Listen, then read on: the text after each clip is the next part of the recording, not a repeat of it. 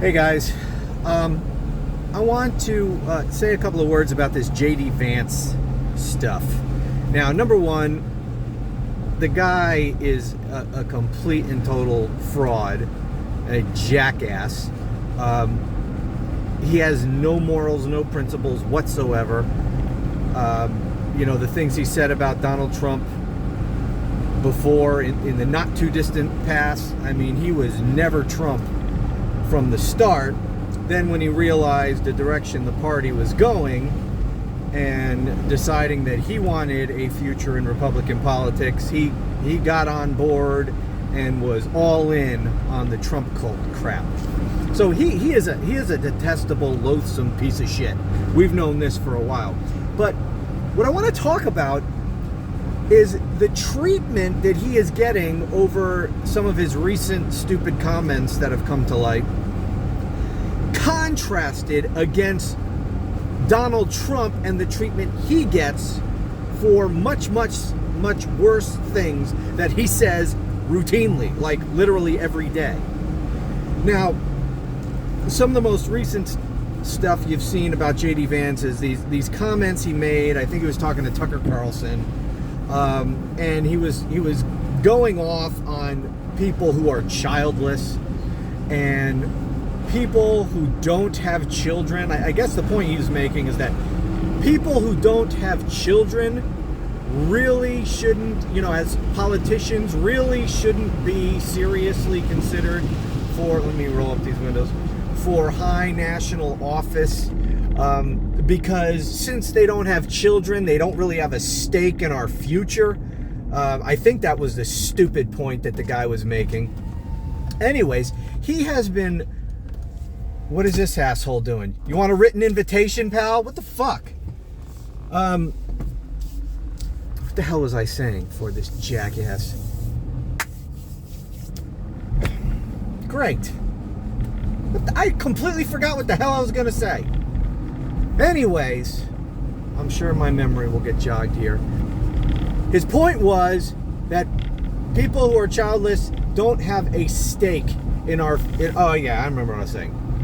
So he was rightly criticized for that. All right? Obviously. Really stupid, horrible thing to say.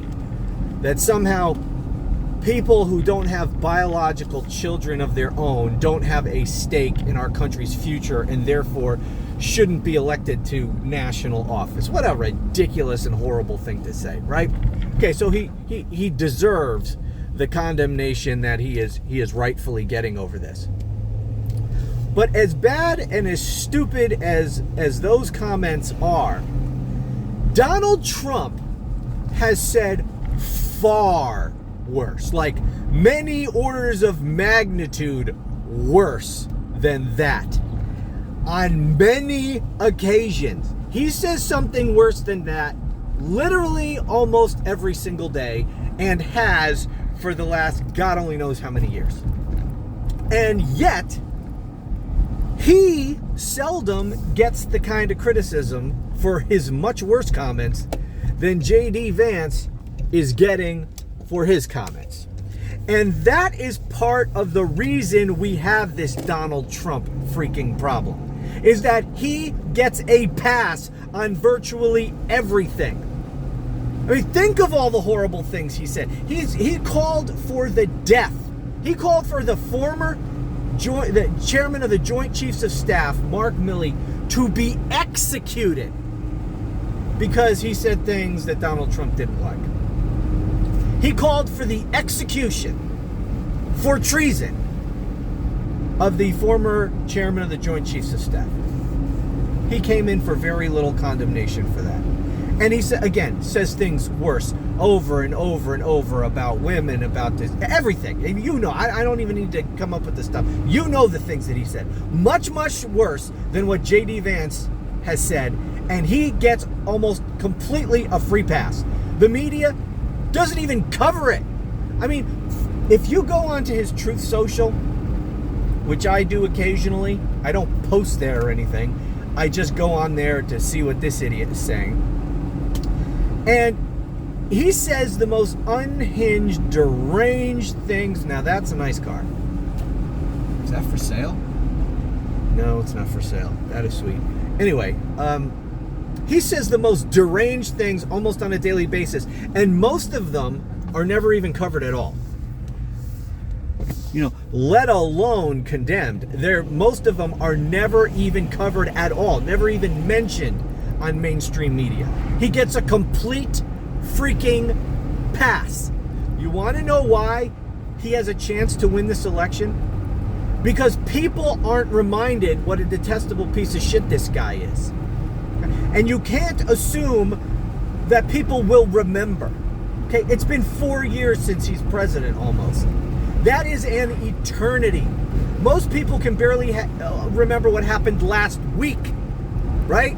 You expect them to remember with clarity all of the batshit crazy things he was saying as president, because things he's saying now aren't even covered, right? And the things that he did, and there's this revisionism of his years as president that has taken place over the last 4 years. The constant, never-ending stream of lies from MAGA about how the country was under Donald Trump. We weren't in any wars and the economy was booming and the country was at peace. All of this garbage.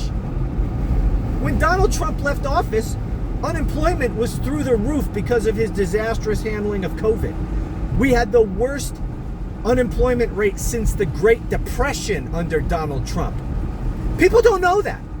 I don't know why. People don't know it because they're fucking morons. They are stupid. That's the thing, too. I've said this a million times. It's important to be aspirational and when in politics and to say all these great inspiring things and to appeal to people's better nature and to say how smart the American people are. You say all those things, right? But you have to actually deal with reality, and the reality is that the majority of the American people are not fucking smart at all. They're blithering idiots is what they are. Now, you don't go out and call them blithering idiots, but you have to campaign understanding that they are, in fact, blithering idiots. And one of the things that means is that you don't assume that they know things, because I fucking guarantee you they don't. All right? So the mistake that Democrats have been making, especially with, when Biden was the candidate and their messaging was terrible, their messaging was virtually non-existent. There was no campaigning going on. But they just assumed that the American people know that Donald Trump is a criminal and know about all of his crimes and know how bad things were when he was president. They just assumed that people would get it. That was a recipe for fucking disaster, especially when the media doesn't tell them the truth. And the only people who are really speaking on this issue are Republicans, and they're obviously lying. So you have one side lying, the media saying nothing, and then the Democrats up until recently, up until Kamala Harris became the de facto nominee, up until now, the Democrats have been virtually silent, at least as far as it's coming from the Biden campaign. You can't assume that people know anything. You have to assume the opposite. You have to assume they know nothing, and you have to constantly educate them. This is why Donald Trump has been allowed to get away with everything. This is why there's this misinformation about the Trump years and about Donald Trump himself. People don't realize how god-awful he is. Now think of this. It's almost 4 years since he's been president, right? Some people who can vote now in this election were only 14 freaking years old when Donald Trump left office. 14. You think they were paying attention to politics? Do you think they really remember how things were going in the country when Donald Trump was president? Do you think they don't know? They were in middle school. They were doing middle school things. They weren't thinking about politics. Now they're 18 and they can vote. You have to tell these people. There's millions of them. You have to educate them about who Donald Trump is and how bad he was. You can't assume that they're all going to remember everything he did going back to the Access Hollywood tape. My God, Access Hollywood was 8 years ago? These people were 10 years old when the Access Hollywood tape came out. Grab them by the pussy and all of this stuff. You can't assume that they know that. Anyway, I'm back here at the house, so I'm cutting this video short. Anyways, please subscribe if you haven't done so already. I hope you are well. Enjoy your Saturday. Later.